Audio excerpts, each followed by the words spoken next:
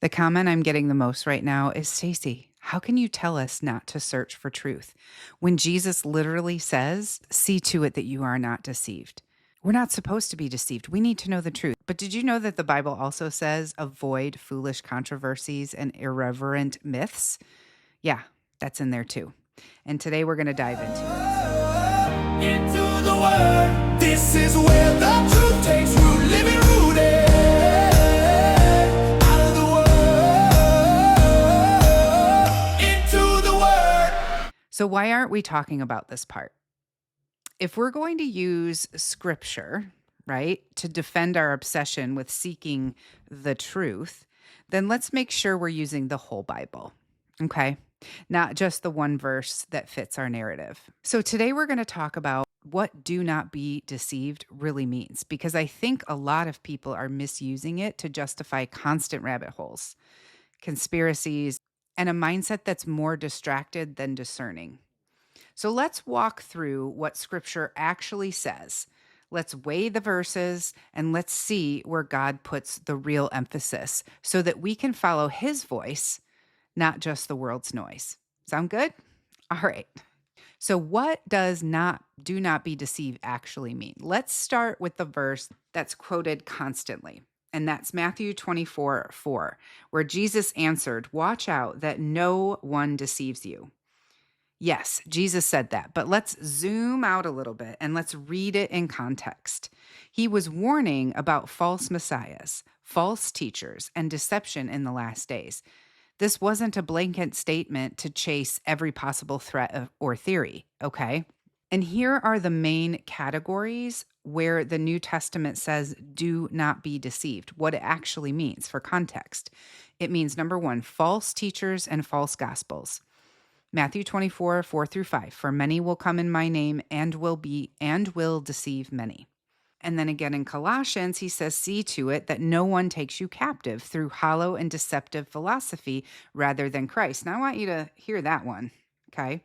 And then another one, 2 Peter, there will be false teachers among you, and they will secretly introduce destructive hearsays. Real world example, how many online Christian voices have risen with massive followings, but to twist scripture for gain? They teach new age doctrine or they promote fear. Jesus is warning us to watch for that deception inside the church. He's not telling us to become spiritual detectives on every global headline. Number two, moral deception, justifying sin. 1 Corinthians 6:9 says, do not be deceived. Neither the sexually immoral nor thieves will inherit the kingdom. Galatians 6:7 says, do not be deceived. God cannot be mocked. A man reaps what he sows. So real world examples of that, this is about self-deception. When we justify sin, we ignore conviction and we call it grace. This kind of deception is about our hearts drifting from the truth, not about being misinformed by the news. Number three, doctrinal confusion and spiritual immaturity. Ephesians 4:14 says, so that we may no longer be children tossed to and fro by the waves and carried about by every wind of doctrine. 2 Timothy 4:3-4 says, they will turn away from listening to the truth and wander off into myths. So the Bible does not call us to chase every theory. It calls us to actually mature in truth and remain steady and avoid being tossed around with everything new and loud and exciting and trending. And then the verse that nobody ever talks about. This is where things get real interesting. Most people quote Matthew 24, but they miss the entire passages that directly warn against chasing myths, controversies, and endless debates. So let's talk about them. Did you know that in 1 Timothy 4:7 says, have nothing to do with godless myths and old wives' tales. Rather, train yourself to be godly. 2 Timothy 2:23, do not have anything to do with the foolish and stupid arguments because you know they produce quarrels. Titus 3:9, avoid foolish controversies, genealogies, dissensions, and quarrels about the law, for they are unprofitable and worthless. That's Bible. And honestly, Many of us need to read that again.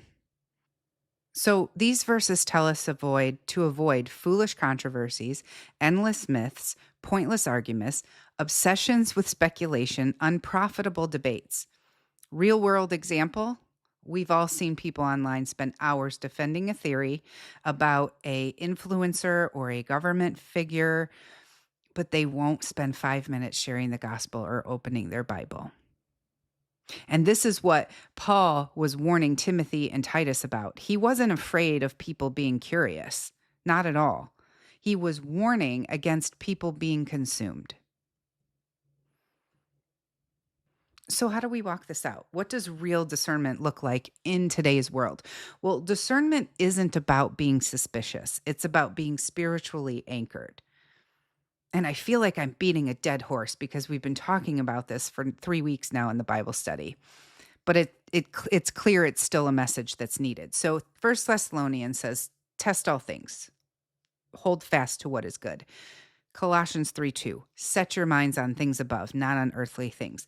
Philippians 4:8, whatever is true, noble, right, pure, lovely, think on these things. James 3:17, the wisdom from above is first pure, then peaceable. It's gentle, it's open to reason, and it's full of mercy. So ask yourself this: is this drawing me closer to Jesus, or is it drawing me deeper into fear and confusion? Is it bearing good fruit or just stirring up my anxiety? Am I spending more time with this content than I am with Christ? Is this wisdom from above, or is it just noise from the world? And if you're spending more time defending the conspiracies than defending the gospel, your discernment is probably off. The final challenge for you is going to be this. I'm not saying that you shouldn't care.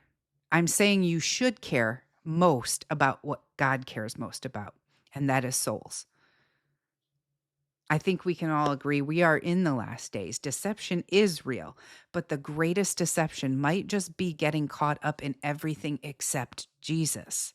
Hebrews 12:2 tells us, fix your eyes on Jesus, the author and the perfecter of our faith. Luke 10:41, Mary sat at Jesus' feet while Martha was worried and upset about many things. And Jesus said, she has chosen what is better, because she was at the feet of Jesus. So don't get so caught up in the chaos that you miss what is necessary. And if this teaching hit you and you've been distracted or pulled in different directions, or someone that is, we all do, let this be your wake-up call. Share it with them. Let this be their wake-up call. There's so many searching for the truth so that they're not deceived, that they're being deceived by the very nature of searching for the truth, because the truth is in only one place. And if you're in the Word and you're spending time with Jesus and you're building that relationship, and this is the only truth you're allowing to penetrate into your spirit, you will not be deceived, because none of any of that will matter. Look, you know what to look for right now. When they say you need this thing that you cannot buy or sell or be part of the world, that we're in the end, and not to take it. So really, what else do you need to know? If you love Jesus, if you follow Jesus, if you're making disciples, if you're going and you're telling people the good news, and you're aware of your surroundings, and the beast system is on the rise, you know what to look for. What are you searching for? This is the message, and it's not to bury your head in the sand. No, that's not what it is. I want you to bury your head right here. Right here is where your head needs to be buried.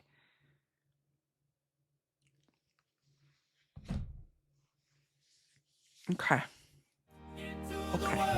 This is where the truth takes